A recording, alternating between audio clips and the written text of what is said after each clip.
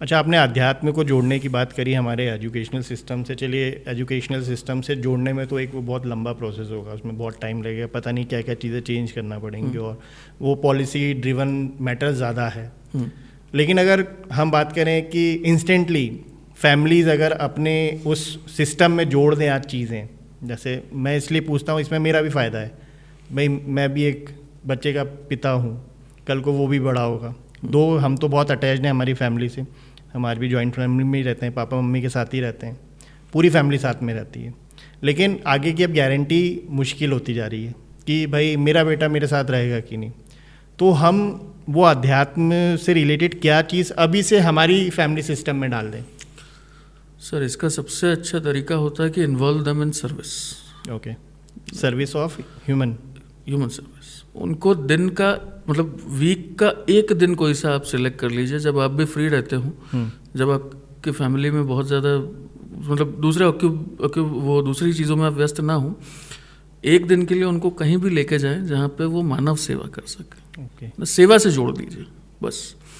Sir, सेवा से जुड़ने से एक चीज़ ये हो जाएगी कि उसके मन में भावनात्मक एक जुड़ाव बनना शुरू हो जाएगा, और जब वो बनना शुरू होता है तो बहुत सारी चीज़ें ठीक होती हैं। आप मानेंगे, मेरा बेटा खुद हर सैटरडे संडे आता है ओल्ड एज होम पे, वो 2 दिन वहीं रहता है। 2 दिन 2 रात वहीं रहता है, और वो सारे दादी दादा जितने हैं सबके साथ मस्ती करता है, खेलता है, और उससे ज़्यादा खुश वो बुज़ुर्ग होते हैं वहाँ पे जो हैं। अच्छा, आपने एक ये जो बात बोली ना, ओल्ड एज होम आता है, और मैं अब ये भी एक चीज़ देख रहा हूँ, जैसे हम जब छोटे थे तो हम नानी के घर जाते थे, अब हो ये रहा है कि बच्चे लोग दादी के घर आते हैं। मतलब वो एक जो डिसबैलेंस हो गया है, क्योंकि दादी और नानी से भी हम लोग को बहुत कुछ चीज़ें मिलती सीखने को मिलता है। आज मैं ये चीज़ें इसलिए बता पाता हूँ क्योंकि हमारे घर में हमारे पापा मम्मी वो हमारे बच्चों के दादा दादी हैं, तो वो बहुत सारी चीज़ें उनको दे पाते हैं, उन्हें बता पाते हैं, उन्हें सिखा पाते हैं, जो शायद हम एक डेली रूटीन या बिजी रूटीन में नहीं बता पाते। तो एक जो वो गाइडेंस और वो जो मेंटरशिप उनको वो दे रहे हैं, वो शायद हम नहीं दे पा रहे हैं अभी। और कहीं ना कहीं एक ये रीज़न भी है कि न्यूक्लियर फैमिली के कारण वो जो बच्चे हैं जो अपने अपने पेरेंट्स के साथ रह रहे हैं बिना दादा दादी के, वो वैल्यू ट्रांसफ़र नहीं हो रही है। सर, वो सबसे ज़्यादा अपना बचपन ही मिस कर रहे हैं, और वो बचपन की वो सीखें मिस कर रहे हैं जो सिर्फ कहानियों के माध्यम से हमको मिली, और सिर्फ वो दादा दादी दे सकते हैं। सिर्फ दादा दादी नाना नानी उस एज ग्रुप के लोग ही दे सकते हैं। उसके अलावा आप और हम प्रयास भी करेंगे तो हम शायद उतना अच्छे से ना दे पाए।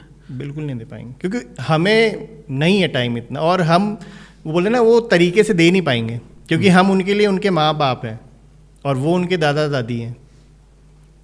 तो ये एक कॉस्ट तो है। अब क्योंकि आप एक अलग चीज़ पे काम कर रहे हैं, आप जो काम कर रहे हैं कि जो लोग डिसीज्ड हैं, जो बोलेंगे कि फैमिली ने डिसीज्ड होने के कारण उनको छोड़ दिया।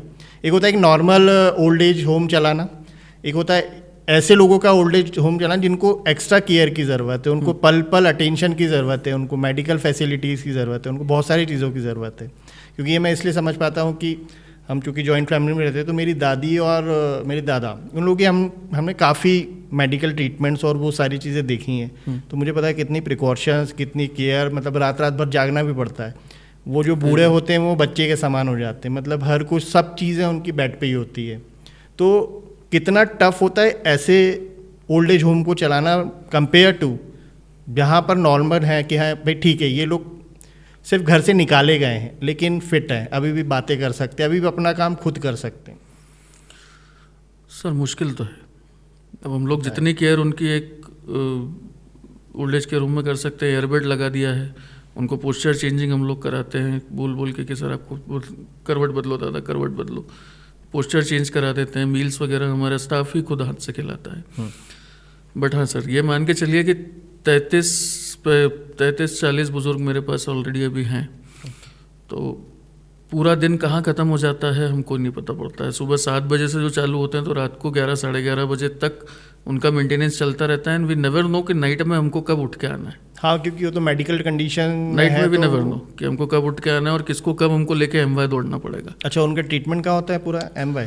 हाँ सर, इसमें मुझे सबसे बड़ी जो सहायता है वो एमवाई हॉस्पिटल की। Okay. And I am really thankful to Ashok Yadav sir, जो अभी संयुक्त संचालक हैं एमवाई के। ओके।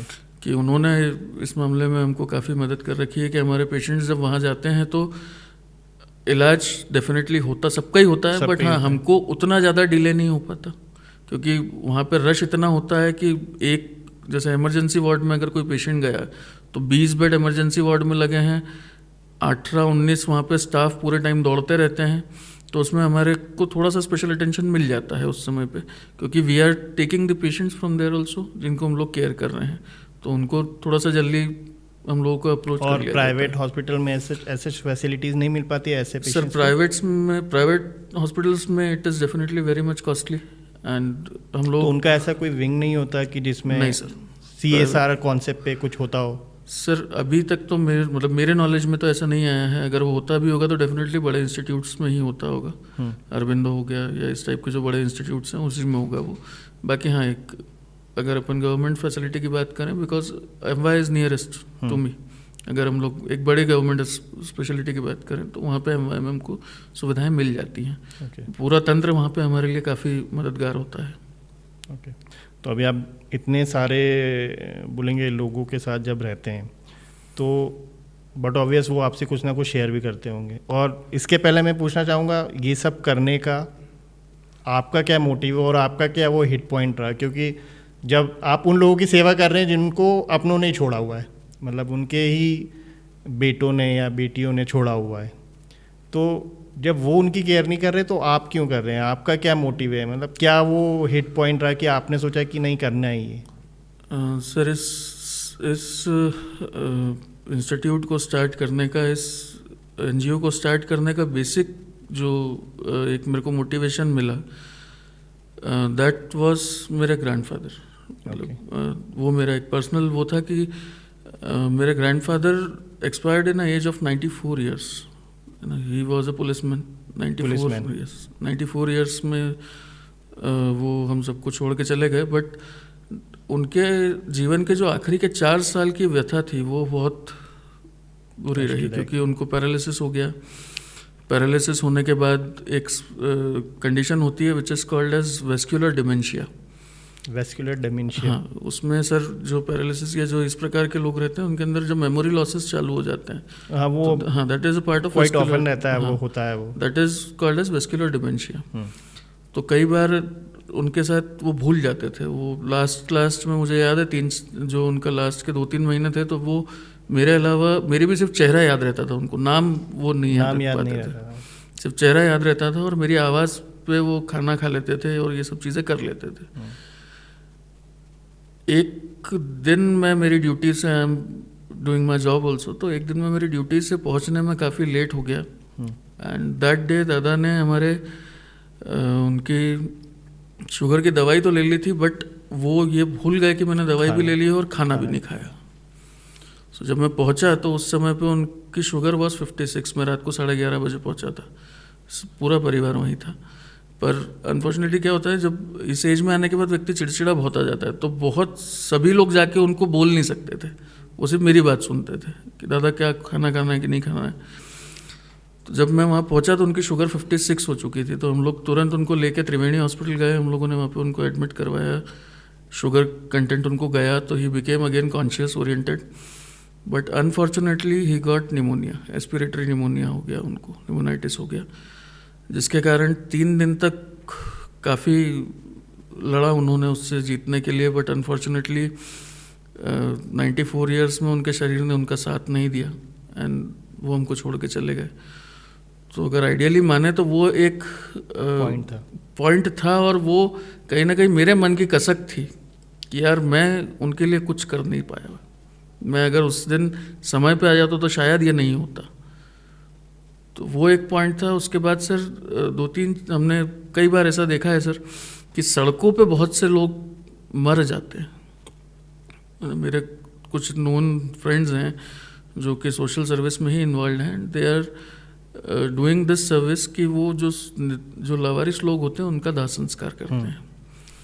सो ऐसी कंडीशन भी क्यों होती है कि लोग सड़कों पे ही मर जाते हैं, एक वो पॉइंट था।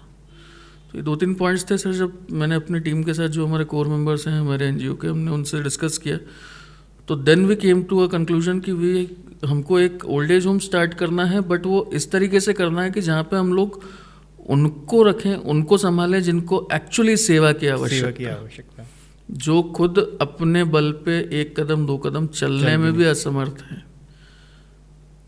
मुझे तो ये लगता है कि शायद जब मैं ये कर पाऊंगा तो मैं मेरी उस गिल्ट से निकल पाऊंगा कि मैं उस दिन समय पे चला जाता तो ठीक रहता। तो अच्छा, मतलब आपका जो इंसिडेंट है समवॉट वो मेरे वाली चीज़ों से भी कोरिलेट करता है। मतलब इसमें आपने जो बताया ना कि दादा के लिए हमेशा क्या होता है कि बेटे से ज़्यादा इंपॉर्टेंट उनके पोते होते हैं, पोता पोती जो भी होता है वो होता है। क्योंकि मैंने भी बहुत क्लोजली वो चीज़ें करी हैं। मतलब मेरी दादी और मेरे दादा भी मेरे हाथ से ही खाना खाते थे, और लास्ट मतलब दोनों ने जो प्राण त्यागना बोलते, और मैंने एक्चुअली वो देखे, फिर वो मेरी गोद में त्यागे दोनों ने। और क्या होता था कि वो जो आपने भूलने वाला बोला ना, उनको याद ही नहीं रहता था कि मैंने क्या किया। कई बार वो यूरिन भी बेड पे ही कर देते थे, फिर मुझसे बोलते थे मैंने ये कर दिया।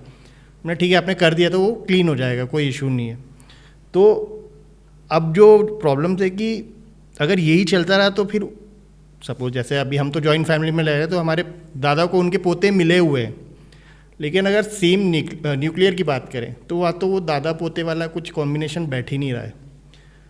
अब जब ये चीज़ें हो ही नहीं रही हैं तो क्या ये सिस्टम आगे चल के क्या होगा, कोलैप्स हो जाएगा फैमिली सिस्टम। मतलब मैं समझ नहीं पाता हूँ कई बार, जॉइंट फैमिली ठीक है, वो एक अपना बढ़ा रही हैं चीज़ों को, लेकिन जब अगर चीज़ें ऐसे ही चलती रहेंगी, ऐसे ही न्यूक्लियर फैमिली बढ़ती जाएंगी, तो वो जो हम बोलते हैं ना एक फैमिली सिस्टम, एक फैमिली वैल्यूज़ या फैमिली कल्चर, या वो पास ऑन करते हैं हम चीज़ों को, जनरेशनल, बहुत सारी चीज़ें हम जनरेशनल बोलते हैं कि यार वो मेरे दादा से मिला, तो उनके पास तो ना वो किस्से होंगे, ना कहानियाँ होंगी, ना वो कुछ बताने के लिए होगा। तो अब ये जो एक बड़ी प्रॉब्लम आ रही, अब आज के लोग उसको समझ पा रहे हैं नहीं समझ पा रहे हैं, मुझे नहीं पता, I don't know it. Sir समझने के प्रयास भी करते होंगे तो शायद कंडीशंस ऐसी हैं कि अब वो उसको समझ नहीं पा रहे हैं, इतना स्ट्रेसफुल लाइफ पैटर्न हो चुका है। आप मान के चलिए आजकल लोगों को अपने स्वास्थ्य की वो नहीं रख पा रहे हैं, वो कि हम किस ओर जा रहे हैं, तो वो बाकी सब वैल्यूज़ तक तो कहाँ जाएंगे। जब हम स्वस्थ रहेंगे तभी तो हम दूसरी चीज़ें कर पाएंगे, है ना। तो आजकल का लाइफ पैटर्न जो हो गया है, व्यक्ति को दबाव इतना आ चुका है अपने मानसिक तौर से कि साहब मेरे को सामाजिक स्तर मेरा मेंटेन करके रखना है, मेरे को मेरा सोशल स्टिग्मा मेंटेन करके रखना है, मेरे को मेरी लेविशनेस मेंटेन करके रखनी है लाइफ की। तो उस चक्कर में कमाते जाओ वाली अवस्था हो रही है। लोग कार आजकल सुविधा के लिए कम खरीदते हैं, कार इसलिए खरीदते हैं कि साहब उसके पास ये कार है तो हमारे पास भी होनी चाहिए। आपको कार चाहिए तो ज़रूरी है कि आप थार में चलोगे तो ही वो कार कहलाएगी, नहीं ना। कार का मतलब बेसिक फंक्शन तो ट्रैवलिंग है। सो भाई ट्रैवलिंग के लिए अगर आपको चाहिए तो आप ऑल्टो 800 में भी कर सकते हो, कम से कम उतना बर्डन आपके पास कम हो गया। It is genuinely your personal opinion कि आपको यही गाड़ी चाहिए। मेरा ये मानना है कि एडजस्टमेंट्स करने आने चाहिए व्यक्ति को लाइफ में, अब वो चाहे फाइनेंशियल क्यों ना, क्योंकि कहीं ना कहीं वो सम बैकफायर कर रही हैं आपके दूसरे रिलेशंस पे या इमोशंस पे कर ही रही हैं। जितने इंटरपर्सनल रिलेशनशिप डिस्प्यूट्स होते हैं वो सब इसी प्रेशर के अंतर्गत हो रहे हैं ना। फाइनेंशियल, भाई हस्बैंड वाइफ को समय नहीं दे पा रहा है, माँ बाप बच्चों को समय नहीं दे पा रहे हैं, हम अपने रिश्तेदारों को समय नहीं दे पा रहे हैं। क्यों? हम एक ही दौड़ में दौड़ रहे हैं, सिर्फ पैसा। क्योंकि आजकल वैल्यू ही सबसे ज़्यादा उसी चीज़ की है। भाई आज अगर मैं हाथ में राडो की घड़ी पहन के घूम रहा हूँ तो लोग मेरे को ज़्यादा अच्छे से देख रहे हैं पलट के। क्यों? क्योंकि भाई उस घड़ी की ज़्यादा वैल्यू है,